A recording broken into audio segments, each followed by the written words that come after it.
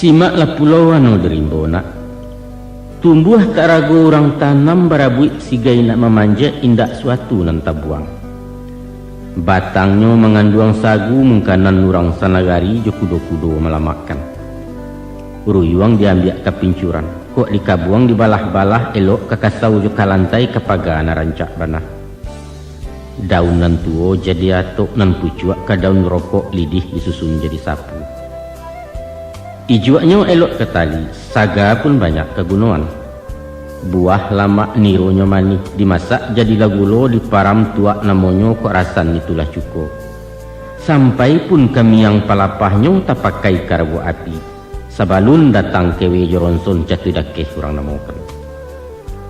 Sungguh pun awak orang batuah, bansuanau indak takabuah sifat sombong jauh sekali. Tagaknya menjauh-jauh, indak memilih tempat tumbuh. Di bukit, di lurah dalam, di nalereng atau nandata, biar di gurun tanah laku nginyo wasanang ngati juo. Daunnya ndak rampak bana, kok gugua silero tuo jatuh belungguak kerumpunnya indak tagaduah kiri kanan. Sangkanu manusia mencontoh anaunak batang sampian namua siangnya, pastilah. Nagari aman kampung Santoso gemah ripah loh jenawi barek murah tanam menjadi. Itulah masyarakat nan adil makmur di bawah ampun ridha Allah. Maka tercapailah nagari nan baldatun tayyibatun wa rabbun ghafur. Sababalah dia baituna. Setiap orang berpancarian mempunyai padok surang-surang tak ada istilah pengangguran.